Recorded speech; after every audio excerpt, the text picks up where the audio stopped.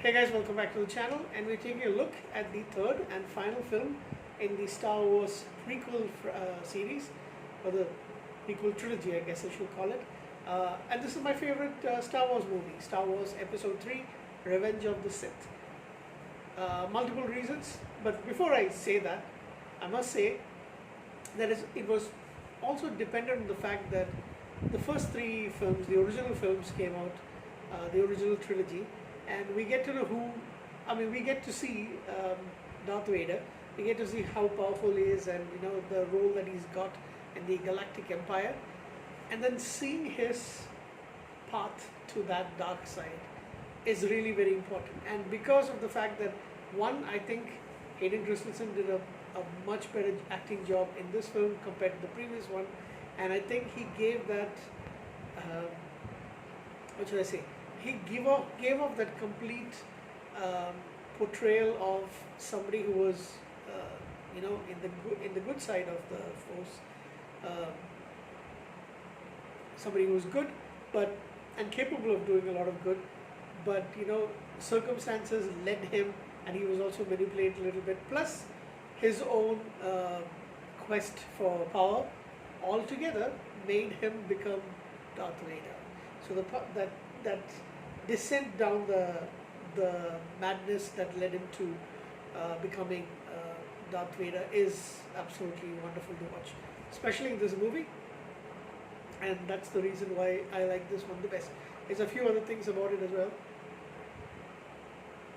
So this one came out in 2005, American epic space opera film written and directed by George Lucas. You got Hayden Christensen, Ewan McGregor, Natalie Portman, Ian McDiarmid, I don't know how to pronounce her name, Samuel L. Jackson, Christopher Lee, although Christopher Lee's role is very small, he's only there at the very beginning, Anthony Daniels, Kenny Baker, and Frank Oz. And of course, it's a sequel to The Phantom Menace and Attack of the Clones. So this one, you see, basically Anakin getting celebrated for the fact that he managed to rescue Chancellor Palpatine from the cyborg separatist commander General Grievous. And excuse me, but why does I know he must be part flesh, part organic, but he looks more like a robot, and he's got the hacking cough. Initially, I found that to be really ridiculous, but whatever. Who voices it, by the way? Who voices? Oh yeah, sound engineer Matthew Wood. He's the guy who voices Grievous. I do like Grievous quite a lot, especially the fight scene that he's got with, especially later on with Obi-Wan Kenobi. So Obi-Wan is actually knocked down, and it takes Anakin's powers to kill Count Dooku, with a little prompting from Palpatine, and the look that that Count Dooku gives Palpatine is like, "You son of a bitch! I was your second in command, and now you're telling him to kill me." But his head is killed off. So he is a hero. Even Obi-Wan tells, like, "It's your time. You just go and bask in the glory." And then Anakin is reunited with Padme, and Padme mentions the fact that she is now pregnant. So their marriage is hidden from the rest of society. I guess maybe some of her people might know it, but even Obi-Wan suspects, but he doesn't really know it. Palpatine starts manipulating Anakin, makes him his confidant, his personal representative to the Jedi Council, and that is not seen as a very good move from the rest of this Jedi Council. So he cannot be a master, but he has to be he will definitely be in the council. And of course, the wonderful, the fight scene that we have seen in the beginning, the war stuff that goes on went on in the beginning is absolutely beautiful watch, to be honest. You get to see some Wookiees in this, and the Wookiee planet of Kashyyyk, that's where Yoda actually travels to as it's fighting from a separatist invasion as well. So the hunt is trying to find So they're trying to find both Grievous and you know, the Sith Lord, and try to kill him. So there's a lot, there's all that, but then you get to see the highlight for me basically is the fact that, you know, Anakin is slowly but surely moved on to the dark side. He has dreams of Padme becoming, Padme dying, and he cannot stand the fact that he lost his mother. His mother was killed. Oops, sorry about that. And the fact that now he fears the fact that you know, Padme is also going to die. It gets taken from him, and you know, fear leads you onto the dark side. So he is manipulated by Palpatine, and you know, slowly but surely he comes to complete control, or almost complete control. I can't say it is complete control. And then, you know, he tells him, although initially it seems like he's reporting Palpatine to Mace Windu. Windu confronts and you know, fights against Palpatine. There's that scene in which they're, you know, there's a couple of Jedi who comes in along with Windu, but they're like quickly disposed of by Palpatine, who reveals himself to be the Sith Lord. And he and Windu fighting, and he shoots electricity out of his nails, but then Windu is you know, up to the task, and he deflects them back onto him, and then he changes, affected by the whatever electric power. He becomes really old, disheveled. I mean, not disheveled, but his face becomes all creepy, and like he ages very quickly, and then his voice also changes. Hey, that voice is, you know, really irritating and disgusting to hear it, to be honest. But then you know, when Windu seems to be wants to kill off Palpatine, Anakin says, no, he must stand trial, and he says, I need him because he thinks that he can help him to save Padme's life by moving on to the Dark Force.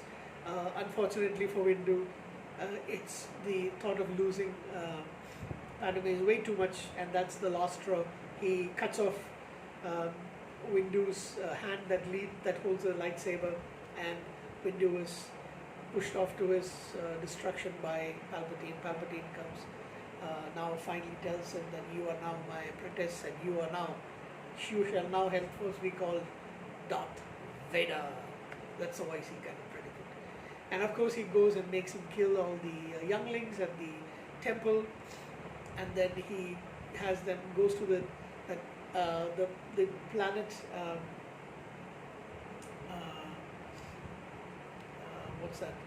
What's that planet called? The one with all the lava and all that metal work being done. I'm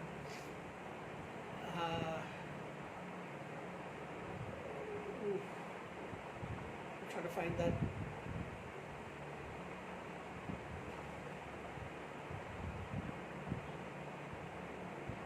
Anyway, he goes there and he kills off all the remaining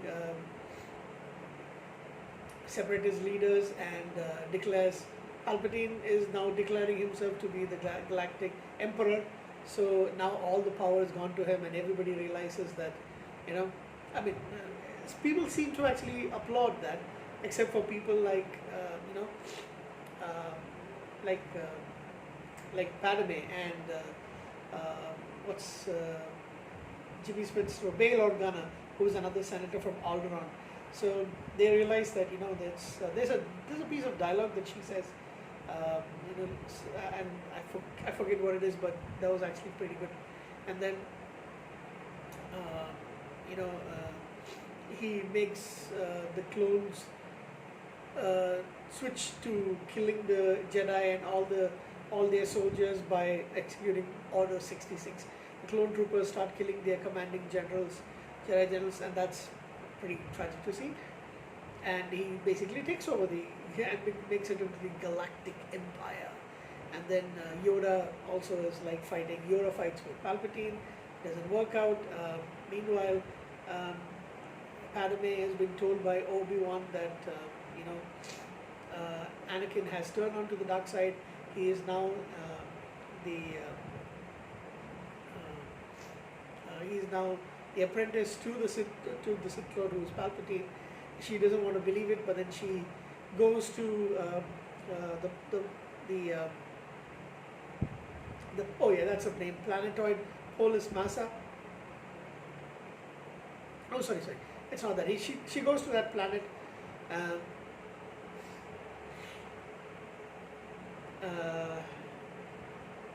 Mustafar, Mustafar, that's the one. And she goes with C-3PO, but then she doesn't realize that Obi-Wan has actually sneaked onto the ship. He is also traveling with them. She goes to meet Anakin and ask him about whether all this is lies, and he basically says, I'm strong enough to actually depose the Sith Lord Palpatine, and then we both can rule over the galaxy. So there's lust for power is basically in him, and of course the fact that he really wants her not to die. And so Padme is like heartbroken. She is about to give birth. She's like crying, and then you see Obi-Wan, and he initially Anakin believes that she brought him to basically convince him to give himself up, and they have a duel, and of course that epic fight scene between the both of them. While it's so bad that Anakin almost, he doesn't really kill her, but he does choke, force chokes basically Padme, and she faints, she falls down, and then Obi-Wan and him fight. And there's that scene, of course, where he has the high ground, and therefore don't do it. So he jumps, Anakin jumps, and then he cuts off his legs. So mutilated, he's lying on the shore of where it's lava, saying, and then said, "You were the chosen one. You were my brother Anakin. You were supposed to bring balance to the Force, and you were supposed to defeat the dark side and not join it." Blah blah blah. And then he leaves, leaving Anakin now burning because of a flame hitting his body, and he's completely everything. His hair goes, his skin is all burnt. Palpatine is able to come and take him into a medical whatever stuff, and then they has him taken back to his place, and then they make him into, they give him fake legs, a metal a helmet so that he can breathe oxygen, because he is struggling to breathe. He's barely alive. The body's been really badly burnt, so he's given that black armored suit gives him that life support, so you can hear him. Everybody who's got asthma, including myself, sympathizes with Darth Vader. And then he tells him the final push. You actually killed her out of rage, and Vader's devastated. Well, in reality, Padme did survive long enough to give birth to twins, and she names them immediately. I don't know how she had the names already picked out. Luke and Leia. Organa takes Leia, and he says he and his wife wanted to have a daughter, so he raises her as his daughter and goes to his planet, which is Alderaan. Sorry, keep forgetting that. So Leia is taken there. Obi-Wan takes under the orders of Yoda. Obi-Wan takes the boy baby Luke Skywalker to Alderaan, to Tatooine, where he is raised by his step uncle and step aunt Owen and Beru Laza on Tatooine. Obi-Wan decides to settle nearby as a hermit and watch over young Luke. Thus ends the movie. It is my favorite, as I mentioned. I give this movie 8.5. Yeah, I give it an 8.5 out of 10 because I love this movie quite a lot. This is my favorite to watch among all the movies in the Star Wars universe. So that's it, guys. I hope you also have enjoyed this movie and love this movie quite a lot, like I do. This has been pretty long, so I'm going to stop it right here. Thank you.